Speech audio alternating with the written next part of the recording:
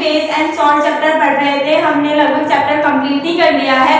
हमने एसिड के बारे में, बेस के बारे में, सॉल्ट के बारे में, इंडिकेटर, पीएच, इन सब के बारे में हमने अच्छे से जान लिया है। आज हमारा ये चैप्टर फिनिश हो जाएगा, फिर हम इसके क्वेश्चन वगैरह करेंगे।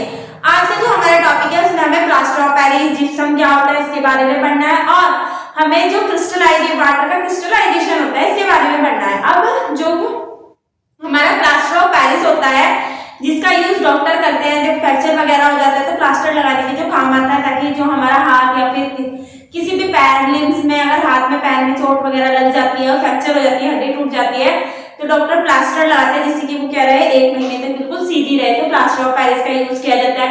घरों में जो पीओपी होती है, डिजाइन किए जाते हैं, उसमें भी प्लास्टर ऑफ पेरिस का यूज किया जाता है। अब जो प्लास्टर ऑफ पेरिस होता है जिसे हम क्या कहते हैं, पीओपी बोलते हैं, उसको अगर हम स्टोर करके रखेंगे तो ऐसे कंटेनर में स्टोर करते हैं जहाँ पे मॉइस्चर ना हो, क्योंकि मॉइस्चर के फॉर्म में वो क्या हो जाएगा, जम के क्या बना देगा, जिप्सम बना देता है। अब ये प्लास्टर ऑफ पेरिस बनता कैसे है हम उसके बारे में पढ़ेंगे। जो हमारा प्लास्टर ऑफ पेरिस होता है जिसे हम नॉर्मली क्या बोलते हैं, पीओपी भी कहते हैं, इसका जो फॉर्मूला होता है वो क्या होता है, CuSO4.12H2 होता है, कैल्शियम सल्फेट हेमीहाइड्रेट। अब जो हमारी इसकी प्रिपरेशन होती है, बनाया कैसे जाता है, जो जिप्सम होता है, जिप्सम का फॉर्मूला होता है कैल्शियम सल्फेट डाइहाइड्रेट होता है, CaSO4.2H2। जब हम इसको गर्म करते हैं 373 केल्विन पर, डिग्री सेंटीग्रेड पर, 100 डिग्री सेंटीग्रेड पर या फिर 373 केल्विन पर गर्म करते हैं, तो ये क्या बना देता है, पीओपी बना देता है, CaSO4.12H2 और 1.5 वाटर के मॉलिक्यूल को निकाल देता है, जिसे हम पीओपी बोलते हैं। या फिर हम इसको बैलेंस करने के लिए यहाँ पे आगे 2 लगा देंगे तो यहाँ से 2 कट जाएगा तो 2H2 भी हो जाती है, वो तो बैलेंसिंग के लिए है नॉर्मल।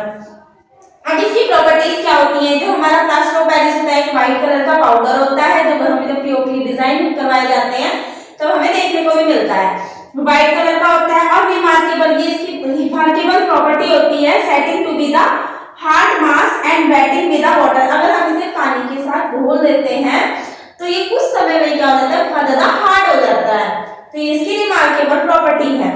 अगला क्या है, जो पीओपी होती है शुड बी स्टोर, इसको हमें अगर स्टोर करना है तो मॉइस्चर फ्री कंटेनर में हम इसे स्टोर करके रखते हैं। अगर हमने मॉइस्चर वाले कंटेनर में से स्टोर करके रखा तो ये वाटर के साथ रिएक्शन करके बहुत ज्यादा सॉलिड हो जाएगा, जिप्सम बना देगा। और नेक्स्ट इसके यूजेस क्या होता है, हॉस्पिटल में इसका बहुत ज्यादा यूज किया जाता है पीओपी का, क्योंकि जब फ्रैक्चर वगैरह होते हैं प्लास्टर करने के लिए पीओपी का ही यूज किया जाता है। नेक्स्ट क्या होता है, जो टॉयज वगैरह बनाए जाते हैं वो भी प्लास्टर ऑफ पेरिस के बनाए जाते हैं, मेकिंग टॉयज और कंटेनर मटेरियल के लिए, और क्या कहते हैं वो सॉरी डेकोरेटिंग मटेरियल के लिए भी इसका यूज किया जाता है। ये बहुत ज्यादा सस्ता भी होता है। ऑर्नामेंटल की तरह जो ब्लैक बोर्ड पे जो चौक का यूज किया जाता है वो भी पीओपी होता है, प्लास्टर ऑफ पेरिस। और फायर प्रूफ मटेरियल को बनाने के लिए भी हम किसका, पीओपी का यूज करते हैं। जो केमिस्ट्री की लैब होती है उसमें जो एयर गैप आ जाते हैं तो उनको फिल करने के लिए भी हम पीओपी का यूज करते हैं। पीओपी के बारे में पता चला, ये जिप्सम से बनाई जाती है। जब जिप्सम को 273 केल्विन पर या फिर 100 डिग्री सेंटीग्रेड पर गर्म करते हैं तो हमें पीओपी प्लास्टर ऑफ पेरिस मिलता है। जो प्लास्टर ऑफ पेरिस होता है वो एक व्हाइट कलर का पाउडर होता है, रिमार्केबल प्रॉपर्टी होती है, पानी के साथ मिलने के बाद एक बढ़िया सा ठोस सॉलिड सा मास बन जाता है। इसे मॉइस्चर फ्री प्रूफ कंटेनर में क्या करते हैं, स्टोर करके रखते हैं। इसके यूज क्या होते हैं, हॉस्पिटल में इसका यूज किया जाता है, उसका यूज ऑर्नामेंटल के लिए किया जाता है, टॉयज को बनाने के लिए किया जाता है, ये सस्ता होता है। ब्लैक बोर्ड में जो चौक होती है, ब्लैक बोर्ड के लिए जो चौक होती है वो भी इससे ही बनाई जाती है, और ये फायर प्रूफ मटेरियल में यूज किया जाता है उनको बनाने के लिए। केमिस्ट्री लैब में इसका यूज किया जाता है एयर गैप को फिल करने के लिए।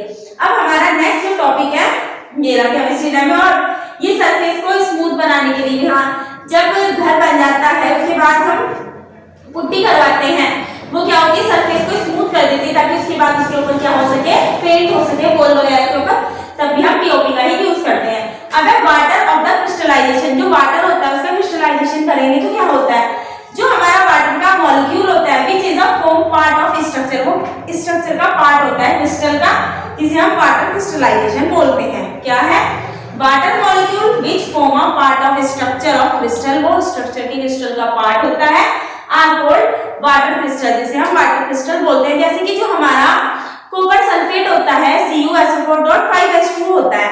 अब ये ब्लू कलर का होता है, अगर हम इसे गर्म कर देते हैं तो इसके वाटर के मॉलिक्यूल तो इवेपोरेट हो जाएंगे, तो ये कलरलेस हो जाता पहले जब ये इसके साथ वाटर के मॉलिक्यूल थे तब ये क्या था, क्रिस्टल था वाटर के मॉलिक्यूल के साथ जो ब्लू कलर का था। जैसे हमने गर्म किया तो पानी के क्रिस्टल उड़ गए तो ये कलरलेस हो जाता है।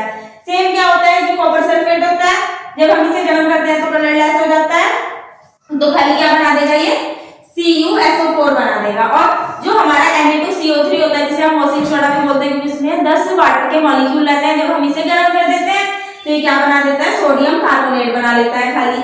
जो हमारा कॉपर सल्फेट होता है ये तो हमारा जिप्सम ही होता है, जब हम इसको गर्म कर देंगे बहुत ज्यादा तो ये CuSO4 बना देगा POP से अलग, जब इसमें से वाटर के मॉलिक्यूल बिल्कुल हट जाएंगे।